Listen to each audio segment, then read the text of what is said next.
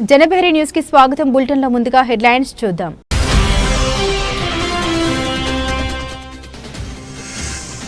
Britain మాజీ ప్రధానితో లోకేష్ భేటీ। AP విద్యాశాఖ TBI మధ్య ఒప్పందం తర్వాత ఏ మేరకు పురోగతి సాధించారనే అంశంపై సమీక్ష।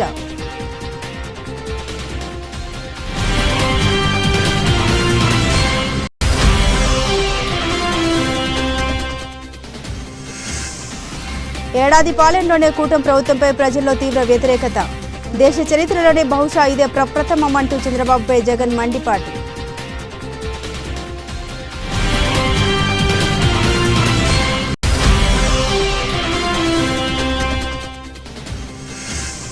రోజురోజుకు మితిమీరుతున్నాయని ఏపీలో ప్రైవేటు వడ్డీ వ్యాపారులు, ఫైనాన్స్ సంస్థల ఆగడాలు। సిపిఐ రాష్ట్ర కార్యదర్శి రామకృష్ణ తీవ్ర ఆందోళన।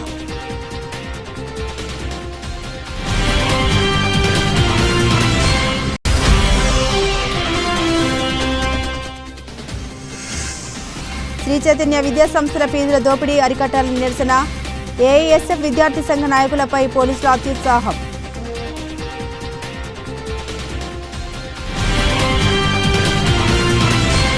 ఏపీ విద్యాశాఖ టీబీఐ మధ్య ఒప్పందం తర్వాత ఏ మేరకు పురోగతి సాధించారనే అంశంపై ఇద్దరు నేతలు సుదీర్ఘంగా సమీక్షించారు। రాష్ట్రంలో అమలు చేస్తున్న నైపుణ్య అభివృద్ధి ఎజెండా, స్కిల్ సైన్సెస్, దేశం వెలుపల యువతకు ఉపాధి వంటి అంశాల్లో టీబీఐ సాంకేతిక మద్దతుపై ఈ సమావేశంలో చర్చించారు। ఢిల్లీలో ఏపీ విద్య, ఐటీ, ఎలక్ట్రానిక్స్ శాఖల మంత్రి నారా లోకేష్ రెండవ రోజు పర్యటన కొనసాగుతుంది। ఇందులో భాగంగా బ్రిటన్ మాజీ ప్రధాని Tony Blair, institute for global change వ్యవస్థాపకులు టోనీ బ్లేయర్తో మంత్రి సమావేశమయ్యారు। ప్రభుత్వ కార్యకలాపాలు, విద్యలో ఏఐ టూల్స్ వినియోగంపై ప్రధానంగా చర్చించారు। రాష్ట్రంలో అమలు చేస్తున్న నైపుణ్య అభివృద్ధి ఎజెండా, స్కిల్ సైన్సెస్, దేశం వెలుపల యువతకు ఉపాధి వంటి అంశాల్లో టీబీఐ సాంకేతిక మద్దతుపై ఈ సమావేశంలో చర్చించారు। నైపుణ్య శిక్షణ అంశాలు, global institute of good governance స్థాపనకు సహకారంపై ఒప్పందం కుదిరింది। అలాగే ఉన్నత విద్యలో సంస్కరణలు, సాంకేతిక మద్దతుపై సమీక్ష నిర్వహించారు। న్యూఢిల్లీలోని తాజ్ ప్యాలెస్లో టోనీ బ్లేయర్ను మంత్రి లోకేష్ కలుసుకుని పలు అంశాలపై చర్చించారు। గత ఏడాది జూలై నెలలో బ్రిటన్ మాజీ ప్రధాని టోనీ బ్లేయర్ను మంత్రి లోకేష్ ముంబైలో కలిశారు। ఆంధ్రప్రదేశ్ ప్రభుత్వ కార్యకలాపాలు, విద్యా వ్యవస్థలో ఏ టూల్స్ను ఉపయోగించడానికి Tony Blair institute for global change ద్వారా సహకరించేందుకు టోనీ బ్లేయర్ అంగీకరించారు।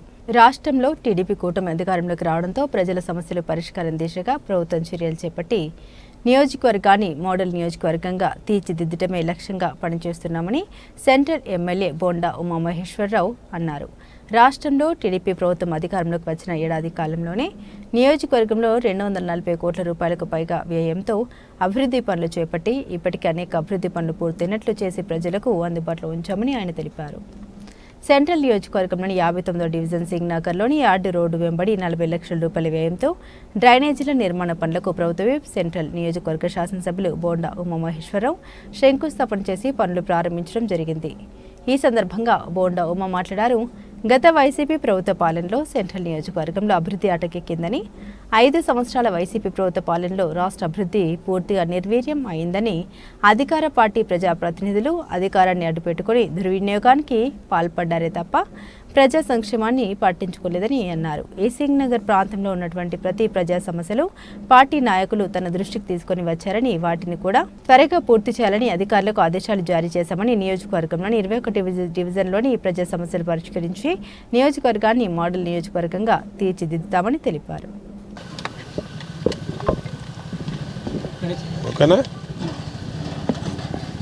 తెలుగుదేశం ప్రభుత్వం అధికారంలోకి వచ్చినాక గత సంవత్సర కాలంలో సెంట్రల్ నియోజకవర్గంలో 240 కోట్లు పైబడి అభివృద్ధి పనులకు కేటాయించాం।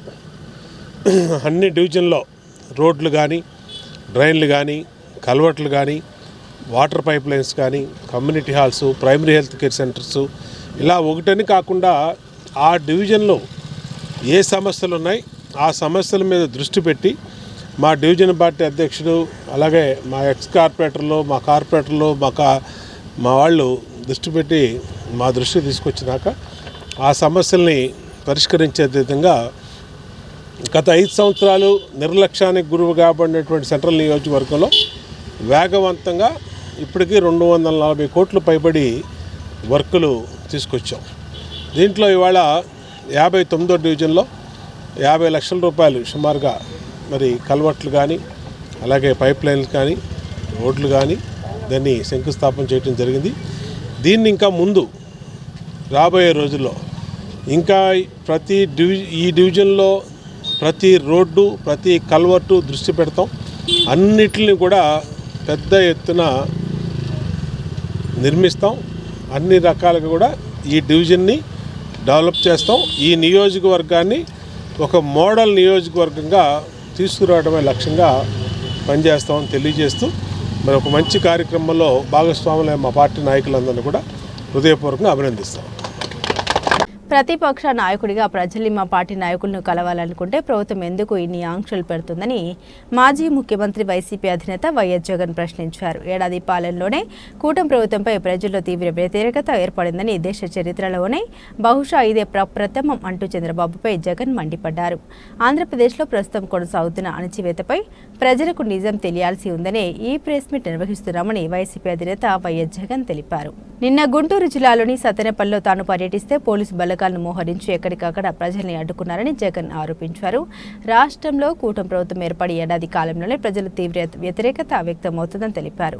బహుశా దేశ చరిత్రలో ఇంత వ్యతిరేకత ఎదుర్కొంటున్న ప్రభుత్వం ఆంధ్రప్రదేశ్లోనే ఉందని జగన్ వ్యాఖ్యానించారు. రాష్ట్రంలో అణచివేత అనే పదానికి చంద్రబాబు నిర్వచనంగా మారారని ఆరోపించారు. సత్తెనపల్లిలో బుధవారం నిర్వహించిన తన పర్యటన మొత్తం కర్ఫ్యూ పరిస్థితి మధ్య జరిగిందని జగన్ ఆరోపించారు. తాను ప్రజల్ని కలవడానికి ఆంక్షలు విధించాల్సిన అవసరం ఏమొచ్చిందని, చంద్రబాబు ఎందుకు ఇంతలా భయపడుతున్నారని జగన్ ప్రశ్నించారు. తన పర్యటన సందర్భంగా ప్రజలు, పార్టీల నేతలు ఎవరు రాకుండా అధికారుల ద్వారా బెదిరింపులకు గురి చేస్తున్నారని మండిపడ్డారు. ప్రజా సమస్యలు బయటకు రాకుండా ఉండేందుకే ప్రభుత్వం అణచివేతకు పాల్పడుతుందని, రైతుల సమస్యలు వెలుగులోకి రాకుండా టాపిక్ డైవర్షన్ చేస్తుందని జగన్ తీవ్ర ఆరోపణ చేశారు. ప్రజల్లోకి సింక్ అయ్యే అవకాశాలు వాళ్ళు చేస్తూ ఉన్నంతగా మనది సింక్ కాదు. కాబట్టి ప్రజలకందరికీ కూడా రెండో వైపున స్టోరీ కూడా తెలియాల్సిన అవసరం ఉంది. కాబట్టి ఈ మధ్యకాలంలో జరుగుతూ ఉన్న కరెంట్ ఈవెంట్స్ మీద ఈ ప్రెస్ మీట్. రాష్ట్రంలో ఈరోజు దిగజారిపోయిన లా అండ్ ఆర్డర్ పరిస్థితులు, పాలనా వైఫల్యాలు, మోసాలు, అబద్ధాల మధ్య కొనసాగుతూ ఉన్న చంద్రబాబు గారి పాలన, వీటి అన్నిటి నేపథ్యంలో మొన్న జూన్ 4వ తారీఖున వెన్నుపోటు దినం పేరిట ఒక పిలుపు ఇవ్వడం జరిగింది. రాష్ట్ర వ్యాప్తంగా కూడా ఆ పిలుపు మేరకు ప్రజలతో పాటు వైఎస్ఆర్సీపీకి సంబంధించిన నాయకులు, కార్యకర్తలు అందరూ కూడా ప్రతి నియోజకవర్గంలోనూ పాలు పంచుకుంటూ ఆ కార్యక్రమానికి హాజరు కావడం జరిగింది. ఆ కార్యక్రమం ఎంత బాగా జరిగింది, జనంలో ఏ రకమైన స్పందన వచ్చింది అన్నది మీ అందరికీ కూడా తెలిసే ఉంది. సంవత్సరం తిరిగే నాటికల్లా ఒక రాష్ట్ర ప్రభుత్వం ఇంత తీవ్రమైన వ్యతిరేకత ప్రజల్లో చోటు చేసుకోవడం అన్నది, ప్రజల మనసుల్లో చోటు చేసుకోవడం అన్నది బహుశా దేశ చరిత్రలోనే కూడా తక్కువైన అరుదైన పరిస్థితులేనేమో. అంత తీవ్రమైన వ్యతిరేకత చంద్రబాబు నాయుడు గారి ప్రభుత్వం మీద కనిపించిన పరిస్థితులు. ఇలాంటి నేపథ్యంలో చంద్రబాబు నాయుడు గారు తాను చేస్తా ఉన్న డైవర్షన్ పాలిటిక్స్ నుంచే కాకుండా చంద్రబాబు నాయుడు గారి ప్రతి మాటలోనూ కూడా అసహనం కూడా కనిపిస్తూ ఉంది. అందుకే నియంతగా తాను మారి అణచివేత అన్న పదానికి నిజంగా ఒక నిర్వచనంగా చంద్రబాబు నాయుడు గారు ఈరోజు తయారయ్యారు. నిన్న నా ప్రోగ్రాం కూడా పల్నాడు ఏరియాలో నా ప్రోగ్రాం కూడా నిజంగా ఒక కర్ఫ్యూ పరిస్థితుల మధ్య ప్రోగ్రాం జరిగింది. ఆశ్చర్యం కలిగించే విషయం. అసలు ప్రజలను లేదా మా పార్టీ కార్యకర్తలను పరామర్శించడం అన్నది ఒక ప్రతిపక్ష నాయకుడు చేస్తే తప్ప అని అడుగుతా ఉన్నా. చంద్రబాబు నాయుడు గారిని సూటిగా ఈ ప్రశ్న అడుగుతా ఉన్నా. ఎందుకు ఇన్ని ఆంక్షలు పెట్టాలి?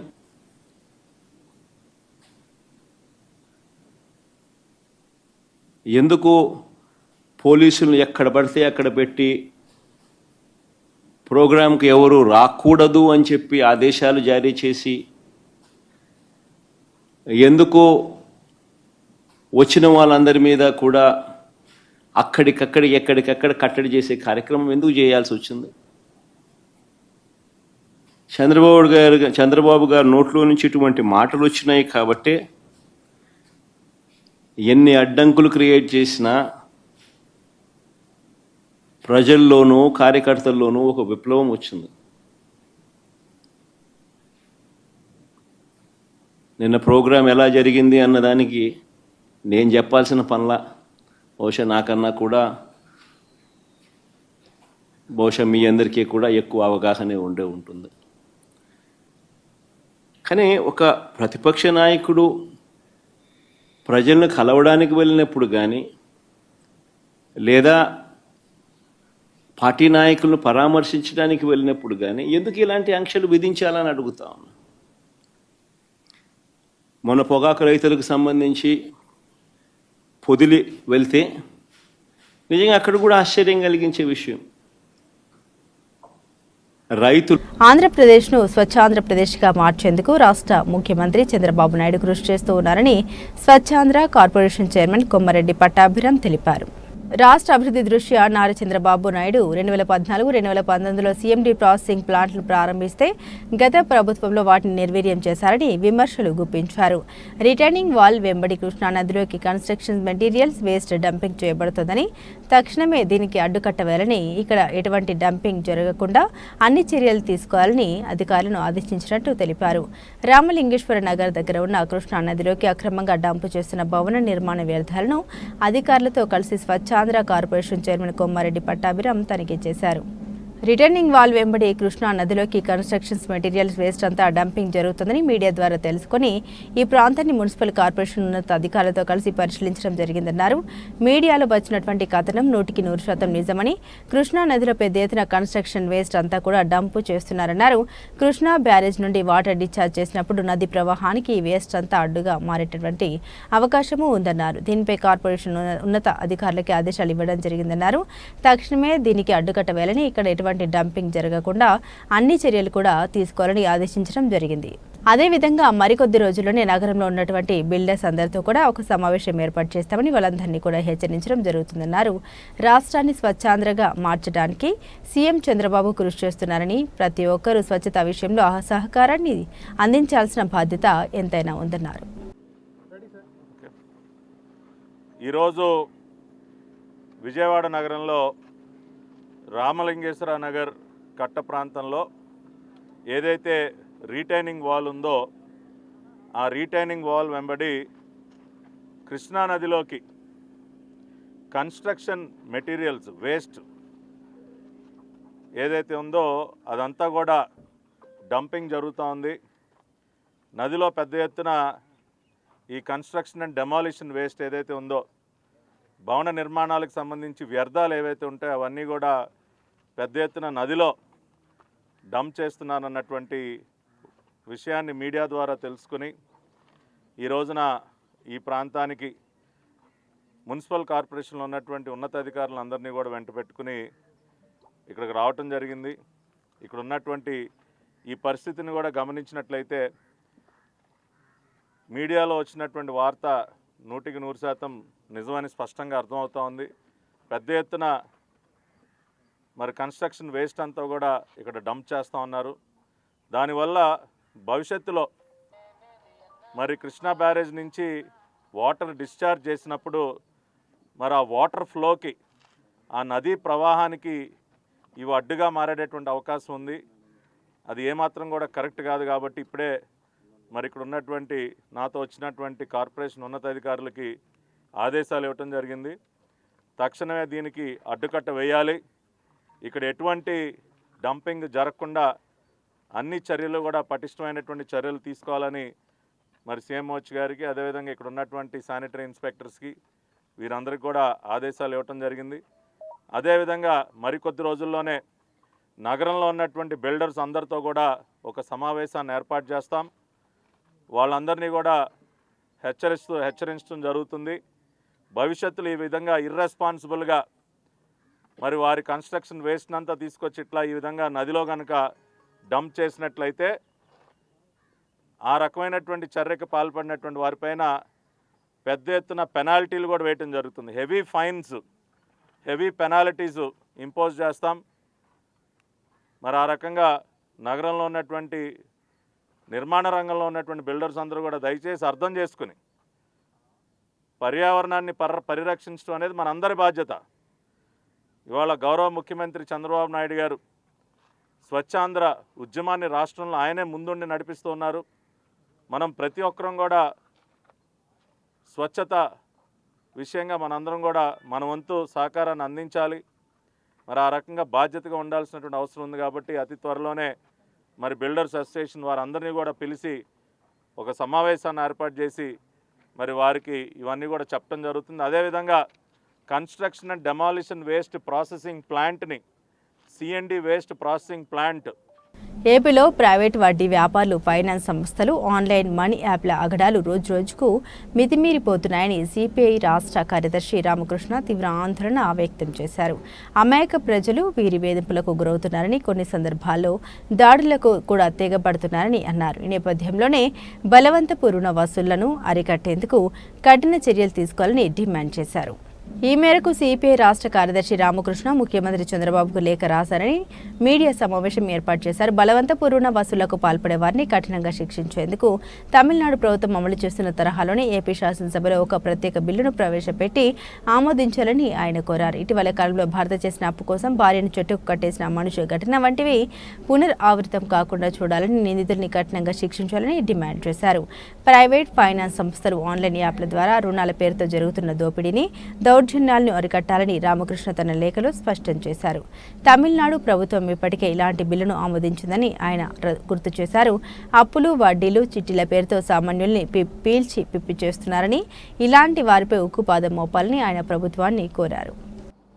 వారాలు గడిచిపోయినా సరే అమెరికా అధ్యక్షుడు డొనాల్డ్ ట్రంప్ గారు మన భారతదేశ పరువు ప్రతిష్టలను పదే పదే ఆయన మంట కలుపుతూ ఉన్నాడు.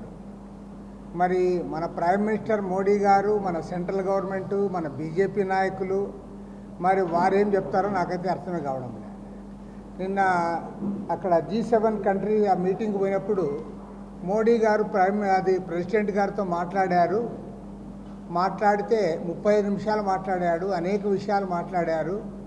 మన ప్రైమ్ మినిస్టర్ చాలా స్పష్టంగా ఆయనకు ఫోన్లో చెప్పాడు, అదేమంటే మాకు మధ్యవర్తిత్వం అవసరం లేదు, పాకిస్తాన్ రిక్వెస్ట్ మేరకే మేము యుద్ధాన్ని ఆపామని చెప్పి చాలా చక్కగా వివరించాడు ప్రైమ్ మినిస్టర్ గారు అని చెప్పి మన ఫారిన్ సెక్రటరీ చెప్తా ఉన్నాడు.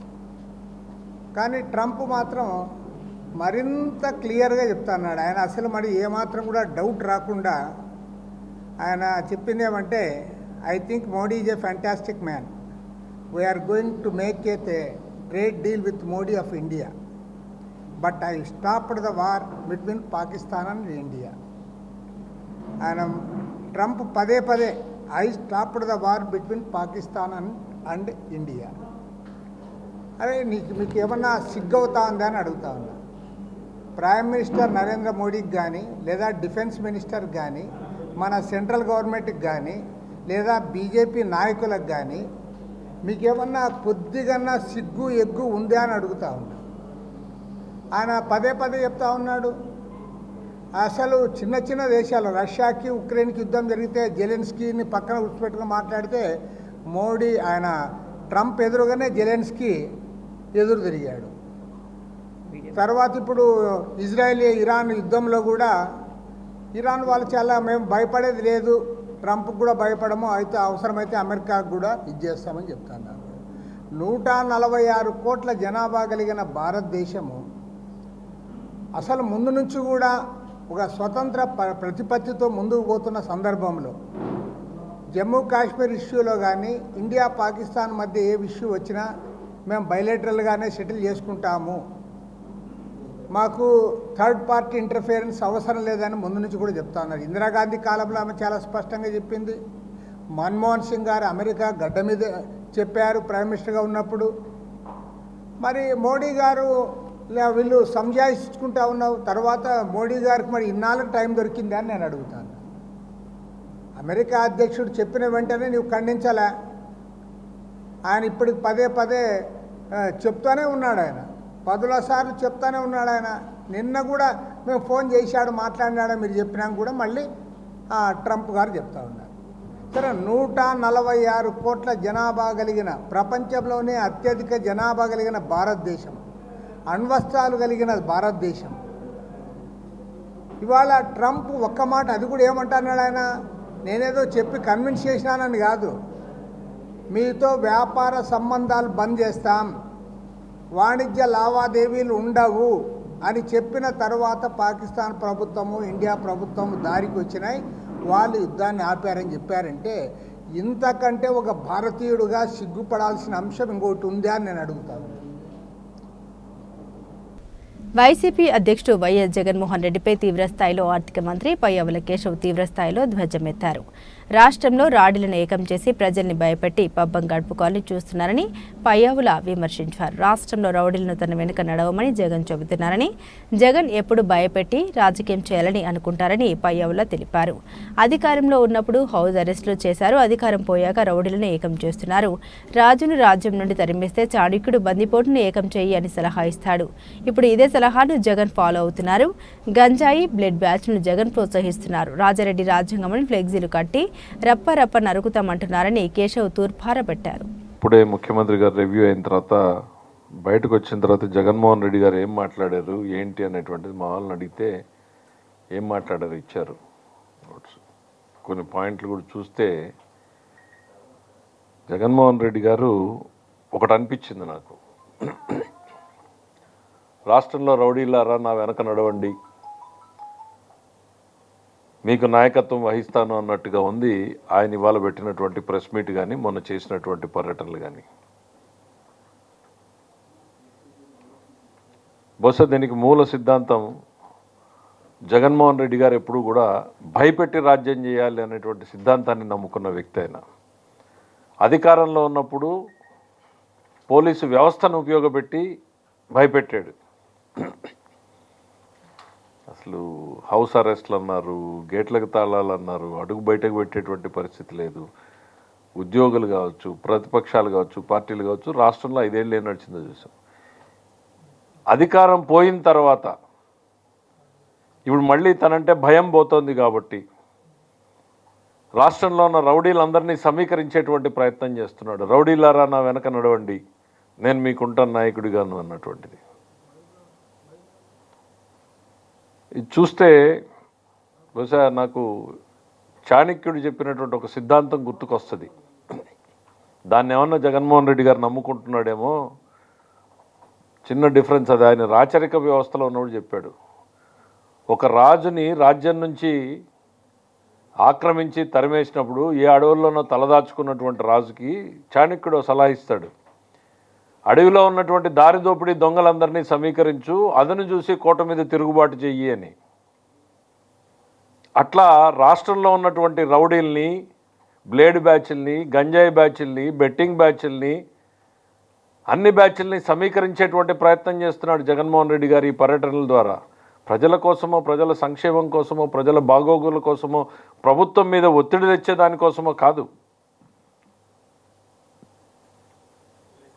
ఈ అరాచకాన్ని, అరాచకవాదుల్ని వెంటబెట్టుకుని మళ్ళీ తనంటే ఒక భయాన్ని సృష్టించాలి అనేటువంటి ఆయన నమ్ముకున్న రాజ్యాంగమే అది. వాళ్ళ తాత రాజ్యాంగాన్ని నమ్ముకున్నాడు కాబట్టి నిన్న వాళ్ళు ఓపెన్గా పెట్టుకున్నారు కదా, ఫ్లెక్సీల్లో పెట్టుకున్నారు కదా, మా రాజారెడ్డి రాజ్యాంగం అని.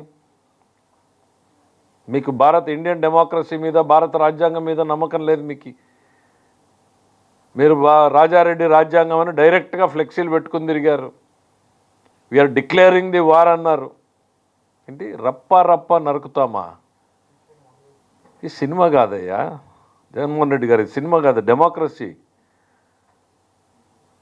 అఖిల భారత విద్యార్థి సమైక్య ఏఐఎస్ఎఫ్ రాష్ట్ర సమితి ఆధ్వర్యంలో ఈరోజు ఉదయం 10:30 స్థానిక విజయవాడ బందర్ రోడ్లో ఉన్న శ్రీ చైతన్య ఇందిరా టవర్స్ వద్ద శ్రీ చైతన్య విద్యా సంస్థలు చేస్తున్న దోపిడీ అరికట్టాలని ప్రశాంత వాతావరణంలో నిరసన వ్యక్తం చేస్తుంటే కళాశాల యాజమాన్యానికి లేని సమస్య పోలీసులు అత్యుత్సాహంగా దోపిడీ వ్యవస్థను అంతం చేయాలని పోరాడుతున్నాను. ఏఐఎస్ఎఫ్ నాయకత్వంపై వీధి రౌడీలపై దాడి చేసిన విధంగా దాడి చేస్తూ మాచవరం పిఎస్కి తరలించారు. ఈ సందర్భంగా ఏఐఎస్ఎఫ్ రాష్ట్ర అధ్యక్ష కార్యదర్శులు గుజ్జుల వలరాజు, బందిల నాజర్, జీ ఉపాధ్యక్షులు సాయి కుమార్, రాష్ట్ర సహాయక కార్యదర్శులు ఫణీంద్ర, షాబీర్ పాషా, ఎన్టీఆర్ జిల్లా కార్యదర్శి కార్తిక్, రాష్ట్ర సమితి సభ్యులు సాదిక్, రంగస్వామి కార్యక్రమంలో పాల్గొన్నారు. ఇక జిల్లా ఇంటర్ బోర్డు అధికారి వస్తున్నారని సంఘ నాయకులు పోలీసులకు తెలియజేసినా కూడా నాయకులపై దాడి చేసి అక్రమంగా అరెస్టు చేశారని రాష్ట్ర అధ్యక్ష కార్యదర్శులు తెలియజేశారు. రౌడీలతో వ్యవహరించినట్టుగా విద్యార్థి సంఘ నాయకులపై వ్యవహరించాలని ఆగ్రహం వ్యక్తం చేశారు. తక్షణమే రాష్ట్ర విద్యాశాఖ మంత్రి నారా లోకేష్, రాష్ట్ర హోంశాఖ మంత్రి అనిత స్పందించాలని డిమాండ్ చేశారు. పాఠ్య పుస్తకాల పేరుతో మెయిన్స్, ఐఐటి, నీట్ పేరుతో తల్లిదండ్రులకు మాయమాటలు చెప్పి లక్షల రూపాయలు వసూలు చేస్తున్న చైతన్య విద్యా సంస్థల దోపిడీకి రాష్ట్ర పోలీస్ వ్యవస్థ మద్దతు తెలపడం సిగ్గుచేటని అన్నారు. అనంతరం సంఘ నాయకులను అరెస్టు చేసి మాచవరం పోలీస్ స్టేషన్కు తరలించారని నాయకులు తెలిపారు. నాయకులను సిపిఐ నగర కార్యదర్శి కోటేశ్వరరావు మాచవరం పోలీస్ స్టేషన్కు వచ్చి పరామర్శించారు. చైతన్య విద్యా సంస్థల ఎదుట ప్రత్యక్ష ఆందోళన కార్యక్రమాలు చేపట్టాలని ఏఐఎస్ఎఫ్ నాయకులకు రాష్ట్ర అధ్యక్ష కార్యదర్శులు వలరాజు, బందిల నాజర్జీ పిలుపునిచ్చారు.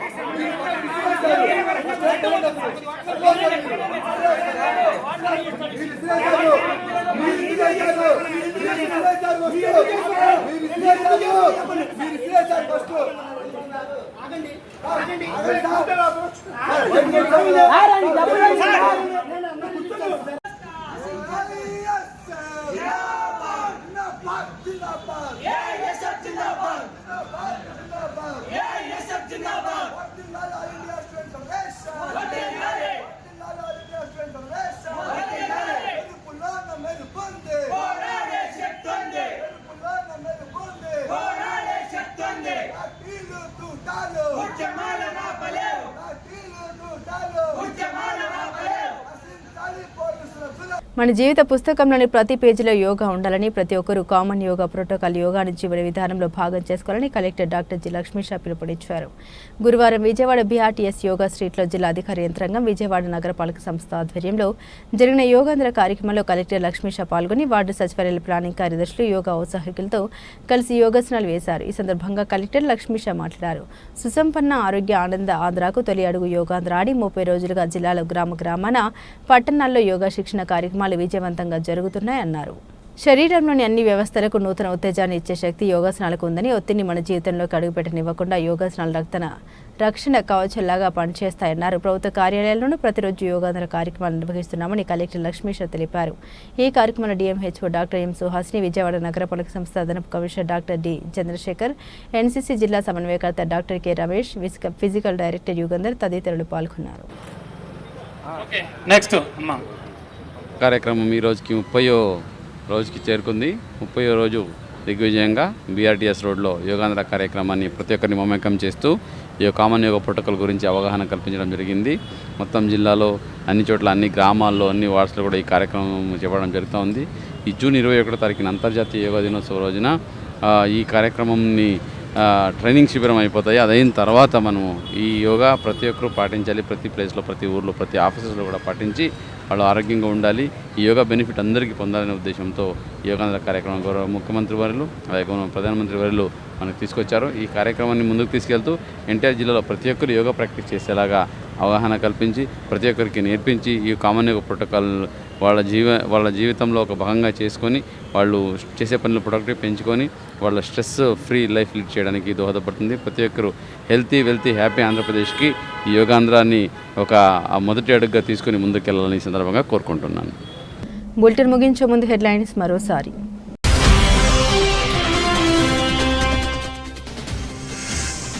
బ్రిటన్ మాజీ ప్రధానితో లోకేష్ భేటీ. ఏపీ విద్యాశాఖ టీబీఐ మధ్య ఒప్పందం తర్వాత ఏ మేరకు పురోగతి సాధించారనే అంశంపై సమీక్ష.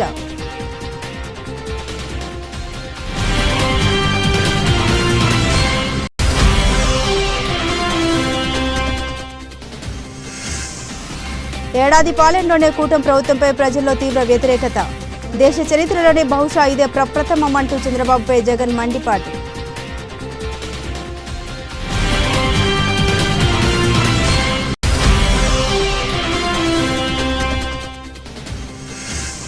రోజురోజుకు మితిమీరుతున్నాయని ఏపీలో ప్రైవేట్ వడ్డీ వ్యాపారులు, ఫైనాన్స్ సంస్థల ఆగడాలు. సిపిఐ రాష్ట్ర కార్యదర్శి రామకృష్ణ తీవ్ర ఆందోళన.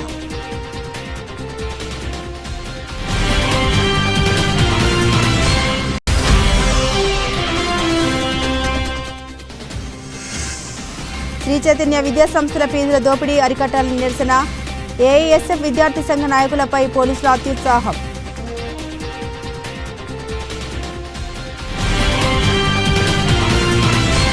ఇవి ఈ బులెటిన్లోని విశేషాలు. తిరిగి మరో బులెటిన్తో మళ్ళీ కలుసుకుందాం. అంతవరకు సెలవు. నమస్కారం.